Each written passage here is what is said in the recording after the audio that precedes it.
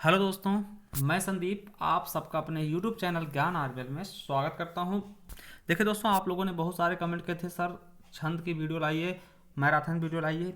देखिए आपके पेपर लगे हुए हैं, ठीक है, इसलिए हम आपके लिए छंद का वीडियो लेकर के आए हैं। दोस्तों इसमें देखिए हम ज़्यादा कुछ इंक्लूड फालतू की चीज़ें नहीं करेंगे, केवल वही चीज़ें करेंगे जो कि आपके एग्ज़ाम में आने होंगे। दोस्तों इससे बाहर क्वेश्चन नहीं आएंगे। ठीक, इसी वीडियो में हम कुछ ट्रिक से भी देखेंगे कि किस प्रकार से हम किस चीज़ को पहचान सकते हैं दोस्तों, ठीक है।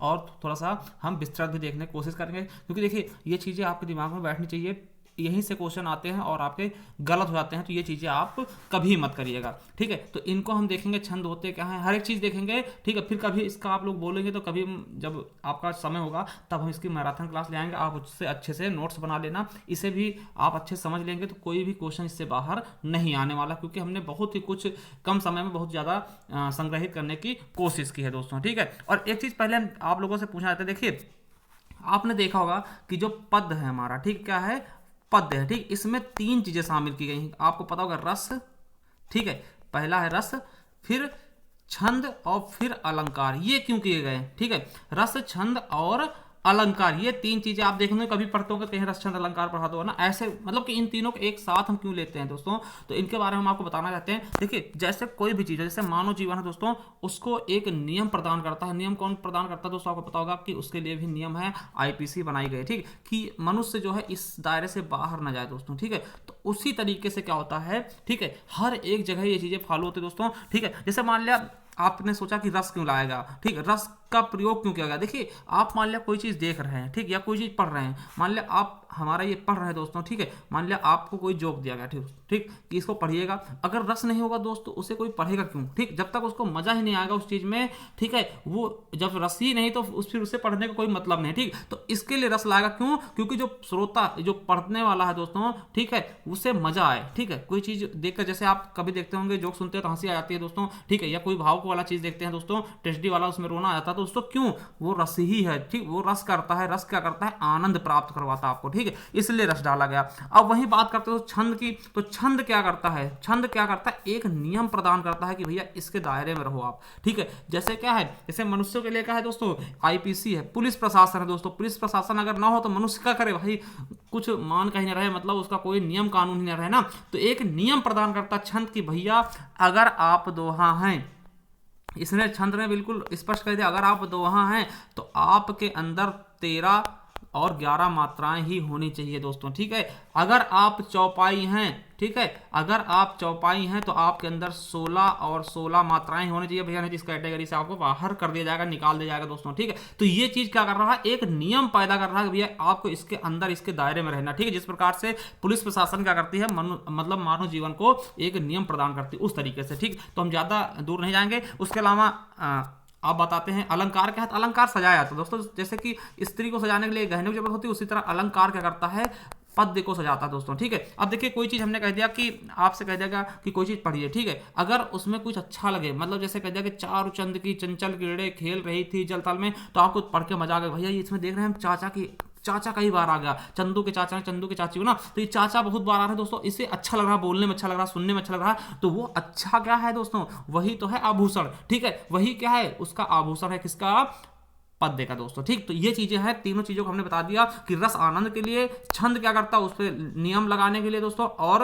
अलंकार क्या करता है उसको सजाने के लिए, ठीक। तो चलिए आज हम देखते हैं छंद का टॉपिक, ठीक, इसको हम शॉर्ट ट्रिक से भी देखेंगे दोस्तों, ठीक है। इसके बाद हमें अगर टाइम मिलता है तो दोस्तों हम क्या करेंगे, आपके लिए संधि का भी ले आएंगे दोस्तों, और क्रिया का अगर कहेंगे, संधि, क्रिया और वाच्य और काल का, ये 4-5 वीडियो जिसके हम ट्रिकी मेथड से लेकर के आ सकते हैं दोस्तों, अगर आप कहते हैं तो, ठीक है। तो चलिए देखते हैं छंद है क्या। देखिए छंद का संस्कृत शब्द के छिद से बना, छिद धातु से बना है, जिसका अर्थ क्या होता है, ढकना या फिर आच्छादित करना। आपको पता है कि किसी चीज को ढक देता है ना, उसको क्या करता है, एक नियम प्रदान करता है, ढक के रखता है कि आप इससे बाहर ना जाइए, वही चीज है ना। अब देखिए छंद का सर्वप्रथम प्रयोग कहाँ मिला है दोस्तों, तो ऋग्वेद में सबसे पहले छंद मिला है दोस्तों। आपको पता है कि ऋग्वेद ही सबसे पहले लिखा गया संस्कृत का, जो है ना, सबसे पुराना वेद भी है दोस्तों, ठीक। तो इसी में मिलेगा। अब देखिए छंद को कोई अगर दूसरा नाम आपसे पूछ ले, छंद का दूसरा नाम क्या है, तो पिंगल शास्त्र भी है, इसको क्या बोलते हैं, पिंगल शास्त्र दोस्तों। आपको पता होना चाहिए छंद को क्या बोलते हैं, छंद का दूसरा नाम अगर छंद ना कह के पिंगल कह दिया जाए, पिंगल शास्त्र दोस्तों आप समझ आना छंद की बात की जा रही है। इसका कारण यह है कि छंद शास्त्र के जो आदि प्रणेता दोस्तों पिंगल मुनि है दोस्तों, क्या है, पिंगल नाम के एक ऋषि है दोस्तों, उन्हीं को इनका माना जाता है दोस्तों। ठीक, तो ये चीजें आप दिमाग में बिठा लेना। सबसे इंपॉर्टेंट क्या है, पिंगल शास्त्र। ठीक, ये आपके लिए बहुत ज्यादा इंपॉर्टेंट है आपका छंद की दृष्टि से। चलिए अब देखते हैं परिभाषा क्या है। जिन रचनाओं में वर्ण, मात्रा, यति, गति, तुक आदि के आधार पर बल दिया था दोस्तों, वे छंद कहलाते हैं। ठीक है, देखिए जिस प्रकार से क्या होता है कि गद्य में दोस्तों आप गद्य देखते हो तो उसमें क्या होता है, व्याकरण होता है कि गलत माना जाएगा। अगर भैया हमने, देखिए समझिएगा, अगर हमने क्या किया कि भैया अहल्या, ठीक, अहिल्या लिख दिया दोस्तों, तो ये गलत माना जाएगा। क्यों माना जाएगा, क्योंकि दोस्तों ये व्याकरण की दृष्टि से शुद्ध नहीं है। उसी प्रकार से हम दोहा लिख रहे हैं दोस्तों, अगर उसमें हमने मात्राएं गलत कर दी तो वो गलत माना जाएगा। इसलिए क्या है, जिस प्रकार से गद्य में क्या व्याकरण होता, उसी प्रकार से छंद में क्या होता है, सॉरी उसी प्रकार से पद में क्या होगा, छंद होगा दोस्तों। ठीक, तो ये समझ गए होंगे। देखिए एक क्वेश्चन और आप अपने दिमाग में बिठा लेना कि मुक्तक छंद का प्रयोग सबसे पहले किसने किया, तो सूर्यकांत त्रिपाठी निराला ने जूही की कली नामक कविता में किया था। ठीक, अब देखिए आते हैं मेन मुद्दे पर। ठीक है, मेन मुद्दा क्या है दोस्तों, छंद के अंग कितने हैं। तो छंद के कितने अंग हैं दोस्तों, इनके बारे में बात करेंगे। पहले देखते हैं चरण या पद दोस्तों। चरण या पद क्या होते हैं दोस्तों, समझिएगा।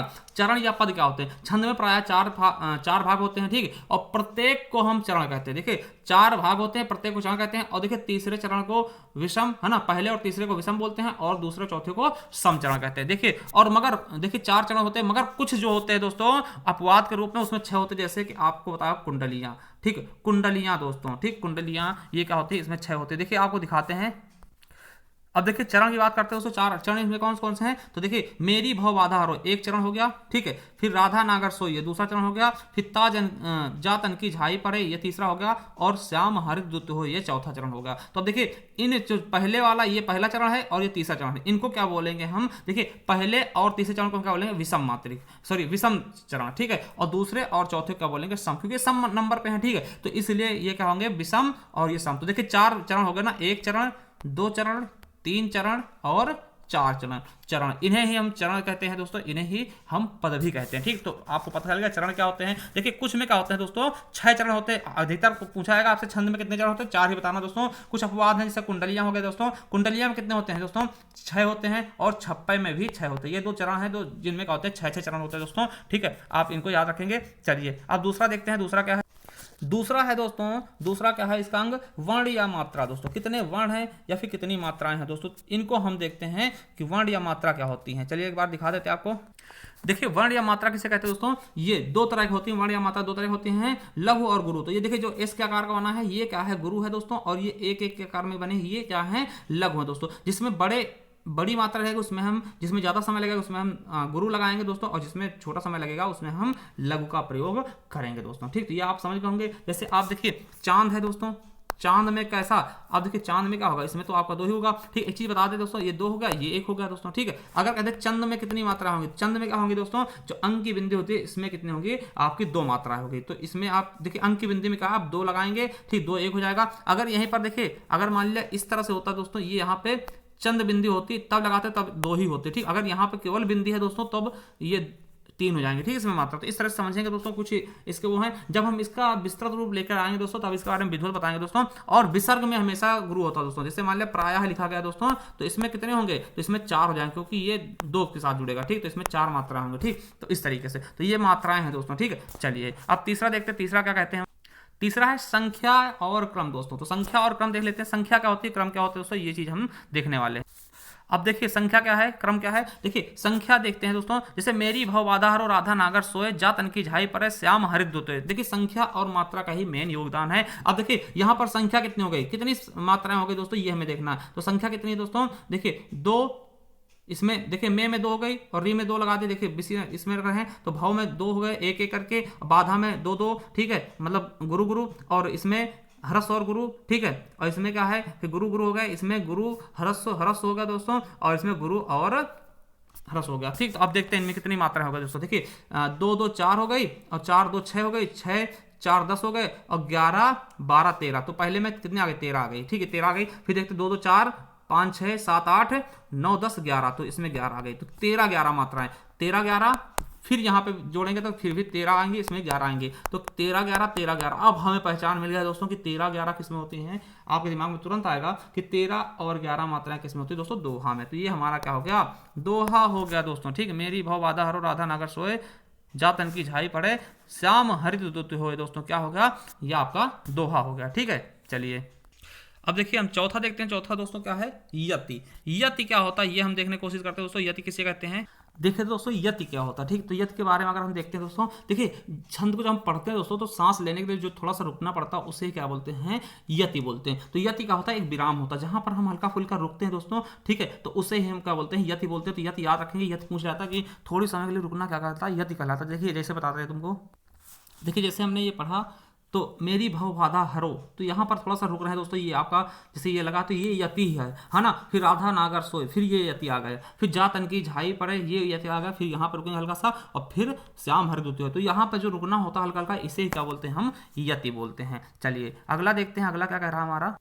देखिए अब है अगला क्या है, गति। गति क्या होता है दोस्तों, आपको पता है कि जब हम छंद पढ़ते हैं दोस्तों एक प्रकार की प्रवाह या धारा की अनुभूति होती है, उसे हम गति कहते हैं। जो लय होती है दोस्तों, आप समझते हो जो धुन होती है कि देवी पूज्य पद कमल तुम्हारे, सुंदर मुन सब होए सुखारे, है ना दोस्तों। एक लय होती है ना, हम ऐसा नहीं देवी पूजी पद ऐसे थोड़ी पढ़ सकते ना, एक लय होती है दोस्तों, उसे क्या बोलते हैं, गति बोलते हैं। ठीक है, अब देखिए तुक क्या होता है दोस्तों, तुक क्या होता है इसके बारे में देखते हैं। देखिए जो छंद के चरण के अंत में दोस्तों जो अक्षरों की समानता पाई जाती है उसे क्या कहते हैं, हम तुक कहते हैं दोस्तों। ठीक है, देखिए कहीं कहीं पे देखिए जो जिनका तुक लगा होता है उसे तुकांत कहते हैं, और जिनमें तुक नहीं होता दोस्तों उसे आतुकांत छंद भी कहा जाता है। ऐसा नहीं कि हम हर एक छंद में तुक होगा दोस्तों। ठीक है, तो ये भी नहीं है। तो चलिए दिखाते हैं आपको तुक क्या होते हैं, वो देख लेते हैं। देखिए तुक क्या होते हैं, जैसे कहा मेरी भव बाधा हरो राधा नागर सोए, जा तन की झाई पड़े, श्याम हरित दुत होए। तो सोए होए, देखिए सोए होए ओए आ रहा ना, तो ये ही क्या है दोस्तों, यही तुक है दोस्तों। और इसमें तुकांत है। इस छंद कैसा है, तुकांत है, क्योंकि इसमें तुक क्या है, मिल रहे हैं अंत, तुक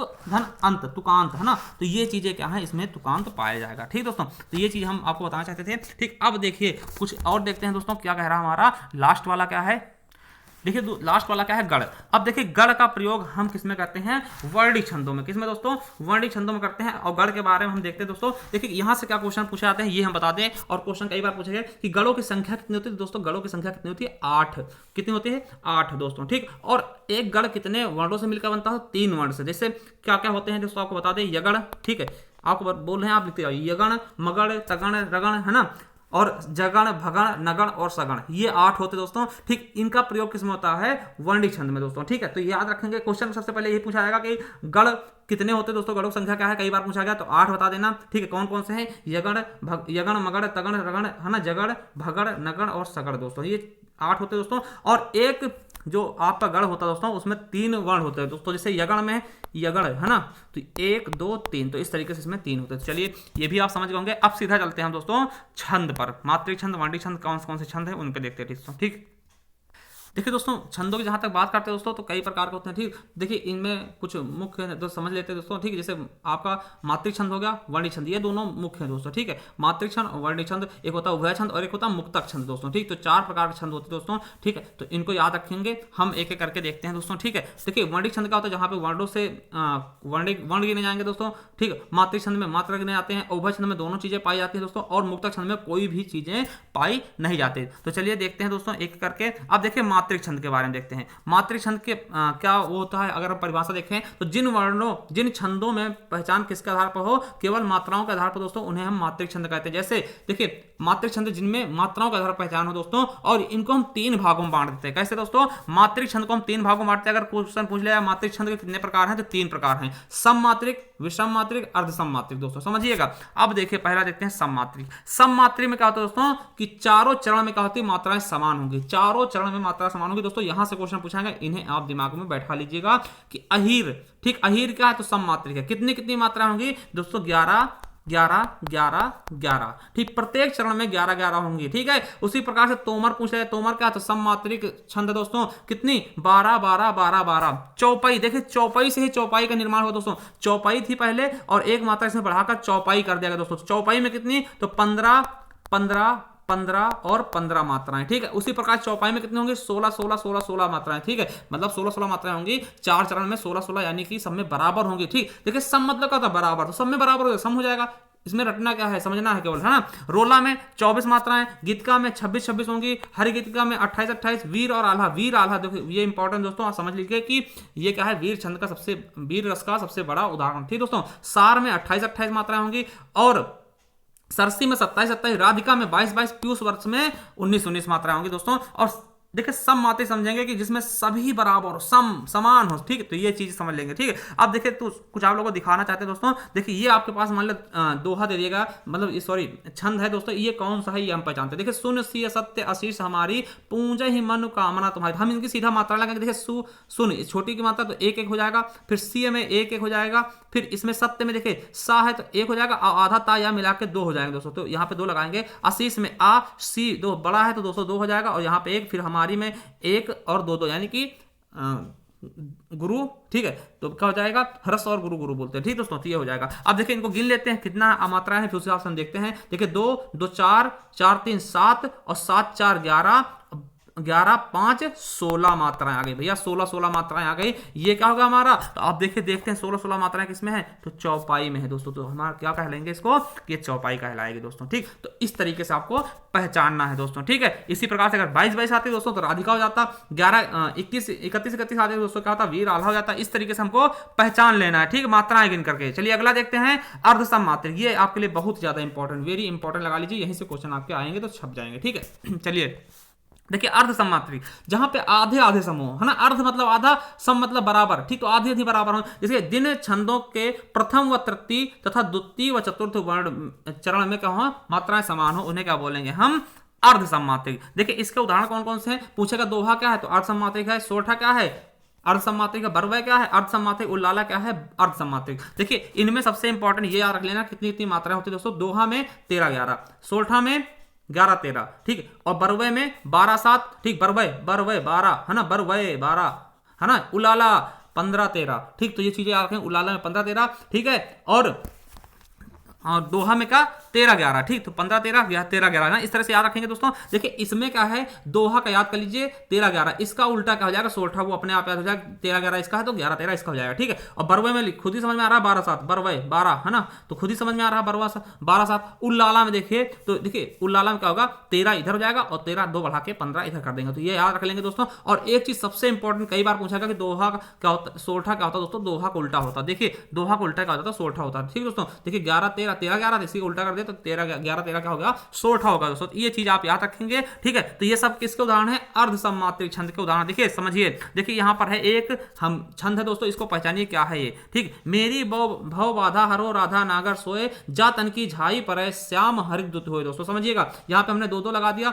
यहाँ पे 1-1 मात्रा, यहाँ पे 2-2 यानी कि गुरु है ना, यहाँ पे 1 और 2, फिर 2-2, फिर 1-2 1-1 और यहाँ पे 2-1, तो ये हम गिन लेते पहले दोस्तों, समझिएगा। अब देखिए यहाँ पर कितने, 2-2 4, 2 6, 2 8, 2 10 और 3 13, तो यहाँ पे 13 आ गई। और यहाँ पे देखते हैं 2-2 4, 4-2 6, 2 8, 8 3 11, तो यहाँ पे 11 आ गई, 13-11। इसी तरह से यहाँ भी देखते हैं, यहाँ भी 13 और यहाँ 11 है, तो 13-11 13-11 किस में आ रहे हैं दोस्तों, तो हम देखते हैं 13-11 किस में आ रहे हैं दोस्तों। तो देखिए यहाँ पर हम देख रहे हैं, तो दोहा में क्या है 13-11, तो हमारा सही आंसर इसका क्या हो जाएगा, दोहा हो जाएगा। देखिए सोरठा कैसे बनाएंगे, इसको सोरठा बनाना है कैसे बनाएंगे, देखिए पहले हम ये वाली लाइन लिखेंगे, श्याम हरिद्युत होए, फिर लिखेंगे जा तन की झाई पर है, देखिए ये पहले पे हो गया, ये दूसरे पे हो जाएगा, फिर राधा नागर सोए ये तीसरे पे हो जाएगा, और ये चौथे पे कर देंगे ये वाला। ठीक है, तो क्या हो जाएगा, ये आपका सोरठा बन जाएगा कि श्याम हरिद्युत होए, जा तन की झाई पड़े, राधा नागर सोए, मेरी भव बाधा हरो।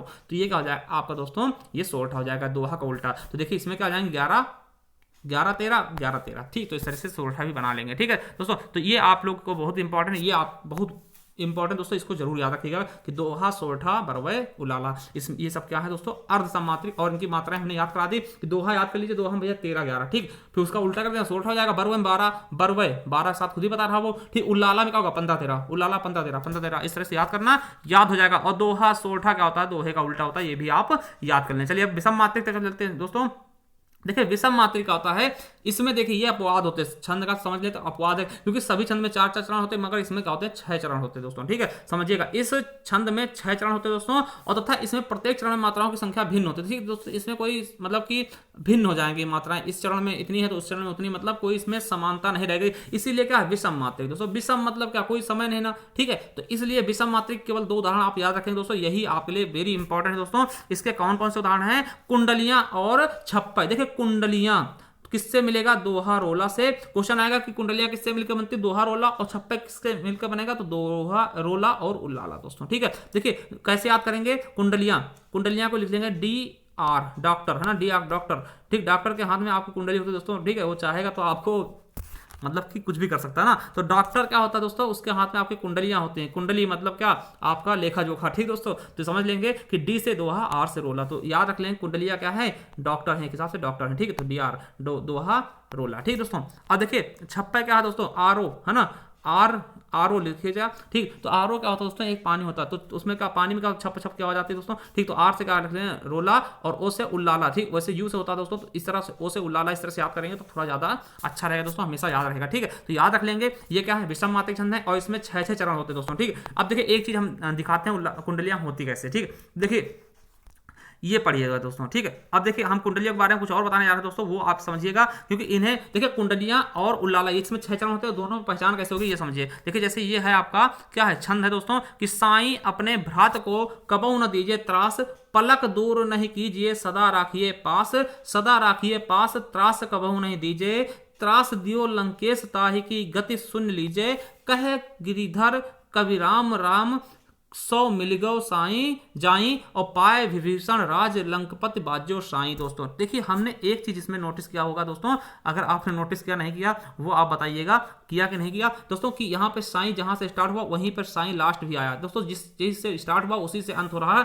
ठीक है, तो ये चीज आप अपने दिमाग में बिठा लीजिए कि कुंडली की सबसे खास बात क्या होती है पहचानने की, कि जिस शब्द से स्टार्ट होगा उसी शब्द से इसका अंत हो। देखिए यहाँ साईं से स्टार्ट हुआ और साईं पे ही खत्म हुआ, मतलब कि क्या है, और 6 चरण है, 1 2 3 4 5 6 हो गए दोस्तों, 6 लाइनें हैं दोस्तों, तो इसका मतलब क्या है, इसे कुंडली ही कहेंगे दोस्तों। ठीक है, मतलब जिससे शुरू होगा उसी से अंत होगा। देखिए और एक चीज बता दें दोस्तों, देखिए कुंडली किससे बनती है, कुंडलियां किसके, डॉक्टर के पास होते हैं, दोहा रोला। देखिए ये 4 लाइनें किसकी हैं, दोहा की हैं, और 2 लाइनें किसकी हैं, रोला की दोस्तों। तो इसीलिए क्या हो गई कि ये बनके निर्माण कर दिए किसका, कुंडली का दोस्तों। तो याद रखेंगे कि देखिए नोट क्या है कि ये छंद कुंडलिया है, क्योंकि इसमें 6 चरण है दोस्तों, और तथा यह साईं से शुरू हुआ है और साईं पे ही अंत होगा दोस्तों। ठीक है, तो याद रखें कुंडलिया क्या होती हैं, दोहा और रोला, दोहा के 4 चरण, रोला के 2 चरण मिलकर क्या बनती है दोस्तों, कुंडलियां बनती है। कुंडलियां जिससे स्टार्ट होती है, जिस शब्द से, उसी शब्द से उसका अंत भी होता है दोस्तों। ठीक, तो ये याद रखेंगे। देखो कुंडलियां हमने बता दिया, तो आप देखिए, अब देखिए छप्पा आएगा तो आप पहचान जाओगे छप्पा क्या होगा, उस जिससे स्टार्ट होगा उससे खत्म नहीं होगा दोस्तों। ठीक है, तो ये भी पहचान जाएगा, और कुंडलियां तो वेरी वेरी सिंपल है दोस्तों, पहचानना इसको। ठीक है, चलिए तो ये आपने देख लिया। ठीक है, अब देखते हैं दोस्तों थोड़ा सा वर्णिक छंद के बारे में दोस्तों। ठीक, अब देखिए वर्णिक छंद क्या होता है दोस्तों, इसमें क्या होंगे, वर्ण गिने जाएंगे। ठीक, वर्ण गिने जाएंगे दोस्तों। ठीक है, और इसमें क्या होगा, लघु गुरु की समानता रहेगी। इसमें यगण मगड़ जगड़ फगड़, है ना, जो भी वो थे दोस्तों, ये माता राजभान सलगा वाले, वो चीज इनमें यूज होंगे दोस्तों। ठीक, तो इनमें ज्यादा हम इसको डीपली नहीं जाएंगे, क्योंकि यहाँ से क्वेश्चन बहुत कम पूछा जाता है, जहां पे पूछेंगे हम बता देंगे। केवल ये पूछेगा कि किसमें कितनी मात्राएं होती है दोस्तों, तो हम देखिए कितने वर्ण होते हैं, इसमें हम वर्ण गिनेगा। अभी हम लास्ट में बता देंगे किस प्रकार से वर्ण गिने जाते हैं। ठीक दोस्तों, देखिए अगर आपके पास कोई चौपाई जैसा दे दे दोस्तों, ठीक है, मतलब कोई दे दे, उसमें अगर वर्ण 8 आते हैं दोस्तों, वो क्या होगा, प्रमाणिका होगा दोस्तों। ठीक है, अब देखिए पूछेगा कि स्वागता में कितने वर्ण होते हैं दोस्तों, तो कितने होंगे, 11 होंगे। अब देखिए 11 वर्ण वाले कौन कौन से हैं, तो स्वागता हो गया, भुजंगी हो गया, शालिनी हो गया, इंद्रवज्जा हो गया, दोधक हो गया, और उपेंद्र वज्जा। इसमें कितने कितने वर्ण होंगे, 11। उसी तरह से देखते हैं दोस्तों 12 वर्ण कितने होंगे दोस्तों, तो वंशस्थ, है ना, भुजंग प्रयात और द्रुत विलंबित और तोटक में दोस्तों कितने होंगे, 12 वर्ण। वही 14 वर्ण किसमें होंगे, तो बसंत तिलका में दोस्तों, 15 वर्ण मालिनी में दोस्तों, और 16 वर्ण किसमें होंगे, पंचचामर और चंचला में दोस्तों, 16 वर्ण होंगे दोस्तों। ठीक है, अब देखिए आप 17 वर्ण किसमें होंगे, मंद्रकांता शिखंडी में दोस्तों, और 19 वर्ण शार्दुल विक्रीडित में दोस्तों, और सवैया में 22 से 26 वर्ण। ये आपके लिए वेरी वेरी इंपॉर्टेंट है, मोस्ट इंपॉर्टेंट लगा लीजिएगा दोस्तों, अगर कोई चीज पूछा जाएगा तो यहीं से पूछा जाता है दोस्तों। ठीक है, अगर आपका मात्रिक छंद में आता दोस्तों, सॉरी, है ना, तो वर्णिक छंद में आता दोस्तों, तो ये सवैया भी पूछा जाता है ज्यादातर दोस्तों, हमने यही देखा है कि सवैया के ही क्वेश्चन आपको मिल जाते हैं दोस्तों। ठीक है, अब देखिए 31 वर्ण क्या होंगे, घनाक्षरी हो जाएंगे, 32 वर्ण है तो रूप घनाक्षरी हो जाएंगे, और 33 वर्ण है तो देव घनाक्षरी हो जाएगा दोस्तों, और वहीं पे 31 से 33 के बीच है दोस्तों कवित्व मन हरण हो जाएगा दोस्तों। ठीक है, चलिए अब देखते हैं एक उदाहरण दोस्तों। ठीक है, क्या है एक उदाहरण देखते हैं। या लकुटी अरु कामरिया पर राज तिहु पुर को तजदारो, आठों सिद्धि नवों निधि को सुख नंद की गाय चराए बिसारो। इसमें देखते हैं हम लगाते कितने वर्ण हैं। देखिए एक वर्ण होगा, एक हो गया, 2 3 4 हो गए, 5 6 हो गया, 7 8 9 10 हो गए, 11 12 13 14 15 16 17 18 19 20 21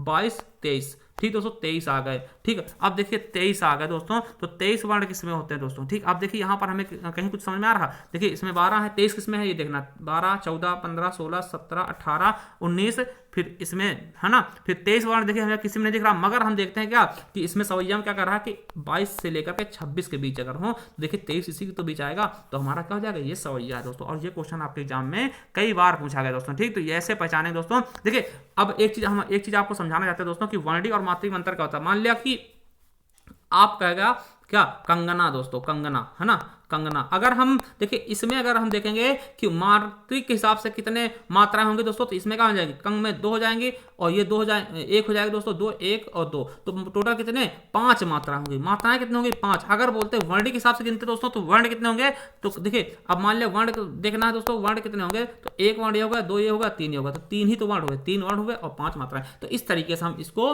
वर्णिक छंद और मात्रिक छंद में गिनते हैं दोस्तों। अब देखते हैं लास्ट क्या है, मुक्तक छंद। देखिए मुक्तक छंद क्या होता है दोस्तों, चरणों की अनियमितता, मतलब चरण की कोई नियमित ना हो दोस्तों, असमान हो सब चीजें, और स्वच्छंद हो दोस्तों, छंद से मुक्त हो दोस्तों। ठीक है, और गति भावानुकूल यति विधान से सब चीज से कहा हो, मुक्त हो से क्या बोलते हैं, मुक्तक छंद दोस्तों। ठीक है, देखिए मुक्तक छंद होता क्या है कि मुक्तक छंद का सबसे पहले प्रयोग किसने किया था दोस्तों, सूर्यकांत त्रिपाठी निराला। दोस्तों पूछ लिया जाता है कि मुक्तक छंद का सबसे पहले प्रयोग किसने किया, तो सूर्यकांत त्रिपाठी निराला ने किया था। किसमें, जूही की कली नामक कविता में दोस्तों। देखिए मुक्तक छंद का एक उदाहरण देखते हैं दोस्तों। वह तोड़ती पत्थर उस देखा मैंने उसे इलाहाबाद के पथ पर, वह तोड़ती पत्थर दोस्तों। देखिए इसमें कोई ना मात्राएं गिनी जा रही है, ना कोई छंद है, ना कोई ऐसा है कि 11 13 होंगे, कुछ भी नहीं दोस्तों। इसीलिए इसको क्या मुक्तक छंद का प्रयोग किया गया दोस्तों। ठीक है, तो अभी आप लोग देखते होंगे दोस्तों कि जो आपके कुमार विश्वास दोस्तों, वो भी क्या है, मुक्तक छंद के ही कवि हैं दोस्तों। ठीक है, कि उन्हें केवल एक राग सा बनना चाहिए दोस्तों। इसमें ये मायने नहीं था आप कितने उनको छंद दे रहे हैं, मतलब कितनी मात्राएं दे रहे हैं, कितने वर्ण दे रहे हैं दोस्तों, उससे कोई मतलब नहीं, केवल क्या राग बनना चाहिए, रहमी शब्द आने चाहिए दोस्तों। तो ये चीजें थी आपके छंद से संबंधित दोस्तों। अगर कोई भी अभी भी कोई डाउट रह गया दोस्तों, तो हमें कमेंट बॉक्स में कमेंट कर देना, हम आपका सोल्यूशन दे देंगे दोस्तों। ठीक, अब देखिए अगर किसी भी तरह की आप तैयारी करें दोस्तों, तो हमें सब्सक्राइब कर लें हमारे चैनल और बेल आइकन जरूर प्रेस किया करें, जिससे कि वीडियो के नोटिफिकेशन आप तक आसानी से पहुंच सके दोस्तों। आप इस तरीके से हमारे प्लेलिस्ट पे जाकर हर एक चीज देख सकते हैं। देखिए करंट अफेयर हमने करवाया उत्तर प्रदेश का, ये देख लीजिए, आपके लिए इंपॉर्टेंट दोस्तों। ठीक है, और हिंदी मैराथन क्लास यहाँ भी मिल जाए दोस्तों। ठीक है, तो ये चीज़ें आपके शॉर्ट ट्रिक वाली वीडियो चलती रहेंगे दोस्तों। ठीक है, उत्तर प्रदेश स्पेशल की है दोस्तों। ठीक, इसे देख लीजिएगा और बताइएगा कि अगर आप कहते हैं दोस्तों, हम आपके लिए 2-3 जो हैं, जैसे काल में अगर आपको दिक्कत होती है, काल हो गया है ना, और क्रिया में भी अगर पहचानने में दिक्कत होती है, इसके शॉर्ट ट्रिक लेकर आएंगे। मतलब ज़्यादा बड़ा वीडियो नहीं होगा, 10 से अंदर ही होगा। ठीक है, काल होगा, क्रिया होगा, वाच्य होगा पहचानने के लिए दोस्तों। ठीक, उसके अलावा संधि का, ठीक, संधि का, समास का, जो भी आप बोलेंगे उसके बारे में एक शॉर्ट ट्रिक का वीडियो लेकर के आ जाएंगे दोस्तों। तो चलिए, थैंक यू, धन्यवाद, और लाइक जरूर कर दिया करिए दोस्तों।